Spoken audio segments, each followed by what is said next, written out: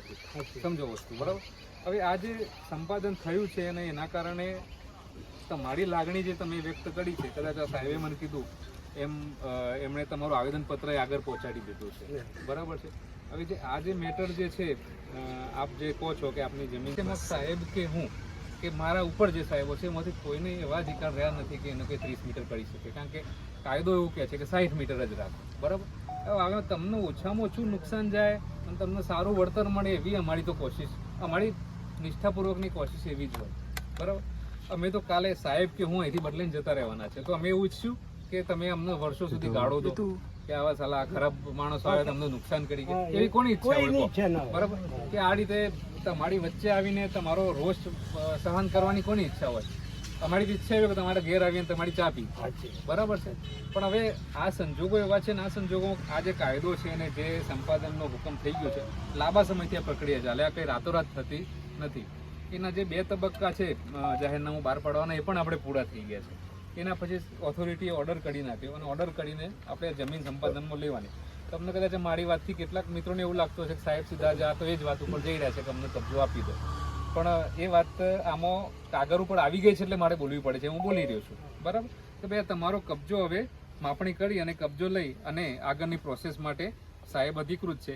માર્ગ અને મકાન વિભાગને જે સર્વોચ્ચ અધિકારીઓ હોય એનાથી આખા જિલ્લાના બીજા નંબરના અધિકારી આ છે, બરાબર. તમારા જ જિલ્લાના નિવાસી છે, હું જાણું છું ત્યાં સુધી. પોતાના જ જિલ્લાના ખેડૂતોને કંઈ નુકસાન કરવાનો કોઈનો ઈરાદો ના હોય, એ પણ એમની સરકારી ફરજ બજાવી રહ્યા છે. અમે પણ અહીંયા સરકારી ફરજના ભાગરૂપે આવ્યા છીએ, બરાબર. તો સરકારને સભાન છે કે ભાઈ ખેડૂતોનો હિત જો જોખમાં છે તો આપણને મોટા રોષનો ભોગ બનવો પડે છે, બરાબર. સાથે સાથે સરકારને એ બેલેન્સ કરવાનું છે કે ભાઈ વિકાસ પણ થવો જોઈએ, વિકાસના કામો પણ થવા જોઈએ, રોડ રસ્તા પણ જે રીતે યોગ્ય રીતે જોઈએ છે દેશના વિકાસના અનુરૂપ એ રીતે રોડ રસ્તા થવા જોઈએ, એના માટે કરવું પડ્યું છે.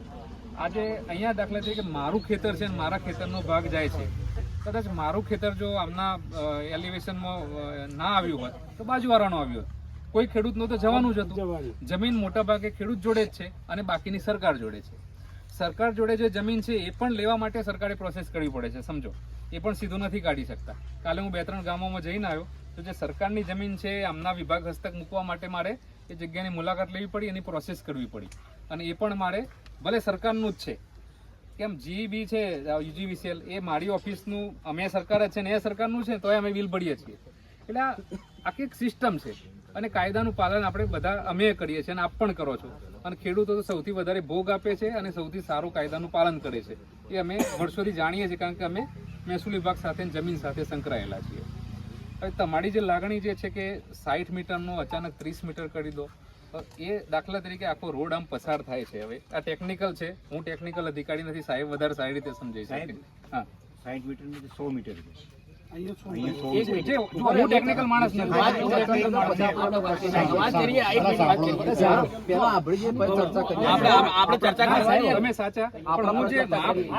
પેલા પ્રશ્ન મારો એટલો જ છે કે જે માપ જે સરકારે નક્કી કરેલું છે સરકારના રોડના નિયમો મુજબ, એ જે રસ્તો જે નક્કી કર્યો છે જે સાહેબ જે પ્રમાણે માપણી કરવા જાય છે, માપણી કર્યા પછીની પ્રોસેસ તો ઘણી લાંબી છે. હજુ એ કોઈ કાલે રાતથી રોડ શરૂ થઈ જવાનો નથી, બરાબર.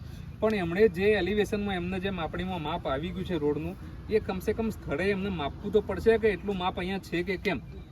ખાલી એમને ડ્રોનથી કર્યું છે ને સાહેબ? ના, આપણે સર્વે ડ્રોનથી અને રૂબરૂ સર્વે, આમ અંદાજિત સર્વે પ્રાથમિક કરે એવો પ્રાઇમરી એમને માપવું તો પડશે ને કે ખરેખર આટલી જગ્યા રોડની બંને બાજુ જે અમે લખી છે અંદર એ મુજબ કઈ છે. ખાલી કાગળ ઉપર લઈ લીધું કે આ ખેડૂતની જાય, આ ખેડૂતની જાય છે, પણ એમને ચોક્કસ માપણી કર્યા વગર તો આમાં કંઈ આગળ વધી શકાશે નહીં. એમાં ઘણો સમય જાય એવો છે. એ દરમિયાન તમારી અરજી પણ સાહેબે આગળ પહોંચાડી દીધી છે. અને એ સિવાય આપણા રજૂઆતના ઘણા ઠેકાણા છે અને આપની રજૂઆત લગભગ મોટાભાગની જગ્યાએ પહોંચી ગઈ છે. કાલે તમારામાંથી જ કોઈ આવ્યું તો મને મળવા ત્યારે મારે ઘણી ચર્ચા થઈ હતી. આપને વળતર બાબતે કંઈ વાંધો હોય કે આપને જે વળતર મળે છે તો એના પણ ઘણા રસ્તા છે, બરાબર છે. જે સરકારના એક અધિકારી તરીકે હું એવું નથી કહી શકતો કે તમને વળતર મળે એટલે એના સામે તમે વાંધો લો કે દાવો કરો એમ, પણ વળતર માટે વાંધો આપવાનો તમને અધિકાર છે, કાયદામાં જોગવાઈ છે, બરાબર. અને નામદાર હાઈકોર્ટનો જો યોગ્ય લાગશે અને કાયદામાં હશે તો એ આપને સાંભળશે. જે પછી એક જ જણ અમે ગુંચવાઈ જઈશું. બાયપાસ કો કયો રોડ કહેવાય? બાયપાસ એટલે ડાયવર્ઝન ખાલી સિંગલ અને ટ્રાફિક માટે કરવાનો છે કે નેશનલ મોટો ડબલ હાઈવે જે ભારતમાં કદી ના બને એવો બનાવવાનો છે. આમાં એવું છે એનો કે તો જ્યારે ઉલ્લેખ કોઈ કરો પણ જરાક. કોઈ પણ જે રોડ બનતો હોય, જુઓ હું ટેકનિકલ નથી માણસ, બરાબર, રોડના પ્રકાર કે રોડ છે એ સાહેબ જ કહી શકે. બાજુમાં ડાયવર્ટ કરો તમે. ના ડાયવર્ટ નથી કરતો, મારી એવી ટેવ જ નથી. ના, તમને પણ ખ્યાલ આવી તમે ગયો, કરો એમ. ખ્યાલ આવી ગયો છે તમને, મારી એવી ટેવ નથી. મને જવાબ તમે આપો. ડાયવર્ટ કરો એમને ટેકનિક. પણ હું પ્રાઇમરી તમને કહી દઉં, પછી સાહેબ નક્કી કહેવા જોઈએ કહેશે. રોડ જ્યારે નક્કી થતો હોય ત્યારે એ એરિયાની શું જરૂરિયાતો છે, શું પ્રશ્નો છે, અને આ રોડ બનવાથી કયા પ્રશ્નો નિવારી શકાય છે, બધું ધ્યાને રાખી અને સરકાર એનો સર્વે કરીને પછી રોડ કરતી હોય. બરાબર.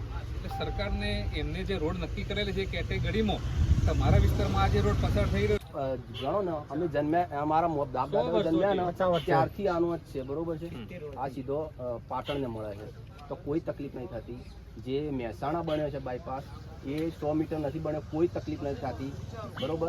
તોય સિટીને તો બાયપાસના અંડરગ્રાઉન્ડ કરવા જ પડે છે, બરોબર. તો અહીંયા એવી સરકારને કેવી જરૂર પડી કે 100 મીટર સીધી જગ્યા લેવાની જરૂર ઊભી થઈ ગઈ? અને એવો કેવો મોટો આ સુધી ભારતમાં કોઈ સંપાદિત કર્યો હોય તો તમે પ્રૂફ આપી શકો. હા, તમે પ્રૂફ એમ અનિવાર્ય હોય. પહેલા પ્રશ્નનો જવાબ આપો. જો ભારતમાં કોઈ સંપાદિત કર્યું છે કે નહીં એ તો હું નથી જાણતો. શું નામ છે તમારું? મારું નામ ધુડિયા સુરેશભાઈ રામસિંહભાઈ, ગામ ખોડલા. અમારે જે બાયપાસ રોડ નીકળી રહ્યો છે ને એની પહોળાઈ જે 330 ફૂટ છે એના અમે વધો છે. અમારી માગણી એવી છે કે જો આ બાયપાસ રોડ 30 મીટર પહોળો કરી દેવામાં આવે તો અમે ખેડૂતો બધા સંમત છીએ, અને એનું પણ ઊંચું વળતર આલે તો અમારી આજીવિકા જળવાઈ રહે, અમારા બહેરા છોકરાને ઢોર રખડતા ના થઈ જાય. પણ આ જે અધિકારીઓ છે જબરજસ્તીથી આ માપણીના ખૂટ મારવા માટે જે આવ્યા છે, યુવાની અમને એ સમજણ નથી પડતી કે કીધા વગર પહેલાં તો કોઈની ઓફિસમાં અમે જતા નથી, કોઈ અધિકારીની રજા સિવાય અંદર પ્રવેશતા નથી, તો અમારા ખેતરમાં પ્રવેશી છે રીતે. અમારી માગણી એ જ છે કે પહેલાં તો અમને જાણ કરવી જોઈએ કે તમારી માપણી થવાની છે કે તમારે ત્યાં આ વસ્તુ બનવાની છે, તો અમને જાણ થાય તો અમે ચોક્કસથી હાજર રહીએ. અને જ્યારે મન ફાવે ત્યારે આવે તો એવી તો કોઈની પાસે ટાઈમ પણ નથી કે જે તાત્કાલિક હાજર જ હોય, બરાબર. અને જાણકારી મુજબ એવું જો કહેવામાં આવે તો અમે અમારા ખેડૂતો એકત્ર થઈ અને જે અમે આ કરી રહ્યા છીએ એનું કારણ એક જ છે કે 30 મીટર કરો, અમને કોઈ વાંધો નથી, અમે જોડે રહી અને તમને કામ કરવા દઈશું, કોઈને અગવડતા નહીં પડે. અને નહીંતર જો નહીં કરે તો સરકાર અમારે ગમે તે ભોગે આ જમીન તો બચાવવી જ પડશે, કારણ કે અમારા છોકરા રખડતા રહી એવું અમે ચાહતા નથી. ઓકે.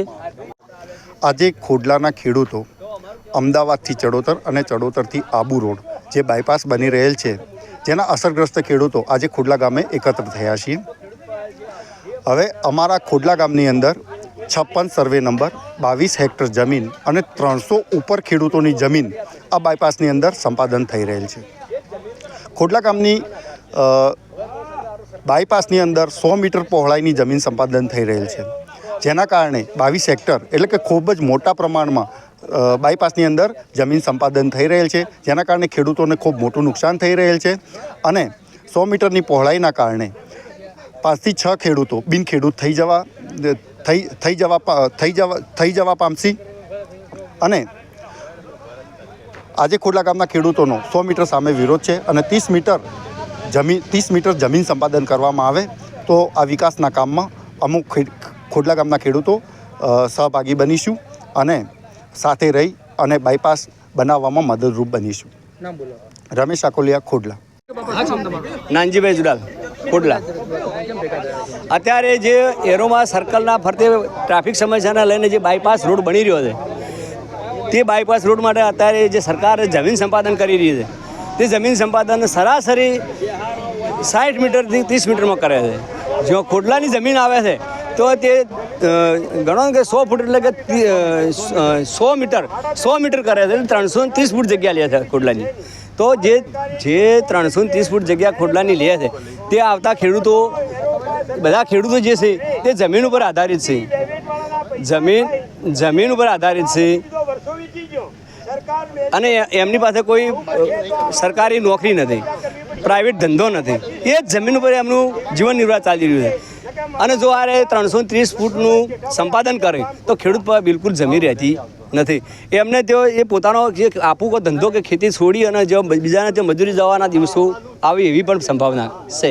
તો અમારી ખેડૂતોની એ માંગ છે કે સરકાર જે 330 ફૂટ જગ્યા કાપે છે એની જગ્યાએ 30 મીટર કાપે તો અમે રાજી ખુશીથી આપવા તૈયાર છે. અને 30 મીટરમાં અમારી જંત્રી નેચી છે, એટલે એનું વેલ્યુ કે જમીન વેલ્યુ જે બહાર ઊંચા ભાવ છે 1500, 1700, 2000 ફૂટનો ભાવ જે છે તે પ્રમાણે ચૂકવે એવી પણ એ 30 મીટરમાં લે અને એ ચૂકવે એવી અમારી એક માગણી છે. તો જ અમે આ જમીન સંપાદન કરવા દેવાના છીએ. નહીંતર અમે અમારે આત્મવિલોપન કરીશું, આગળ જવું પડશે તો જઈશું, મરી જઈશું, પણ જમીન સંપાદન કરવા નહીં દઈએ. નામ લક્ષ્મણભાઈ જેઠાભાઈ આકોલિયા. રજૂઆત ભાઈ, આ બાયપાસ નીકળે છે, આટલો રોડ આખા ભારતમાં ચોય નથી. એટલો 100 મીટર એટલે 330 ફૂટ. મારે 330 ફૂટનું તો ખેતરે નથી. મારે 4 વીઘા જમીન છે, એમાં 2 છોકરા છે. હવે 3.5 વીઘા જતી રહે છે એટલે કોઈ રહેતું નથી. હું શું કરું? છોકરાને ભણાવવા રીતે ભેજ પણ ના રાખી શકું. છેલ્લે મરવાનો દાડો આવે. જ્યારે વર્ષો પહેલાં આ રોડ પાલનપુર બાયપાસ ઉપર રોડ નીકળતો હતો, આબુ રોડે ડાયરેક્ટ, તે લાજવંતી વેવેટની એના બધાના પૈસા ખાઈ અને રોડ થવા દીધો નથી. એટલે અત્યારે હું કેટલા ખેડૂતો 70 કે કેટલા ખેડૂતોની 70 તો ખોડલામાં જાય છે. 300 ખોડલાના છે ખેડૂત ખેતીદાર. હવે એ જાહે તો છેલ્લે શું કરશે? એટલે તોય અમે સરકાર આથી સમજ છે 30 મીટર કરે તો અમે આથી તૈયાર છે, કે વધારે કરે તો અમે મરવા પણ તૈયાર છે. મરવા તૈયાર, હાથમાં વિલોદન કરી નોકશાન મરી જા, પણ અમે વધારે થવા નહીં દે. આ અમારી માગણી છે. લક્ષ્મણભાઈ જેઠાભાઈ આકોલિયા, ગામ ખોડલા.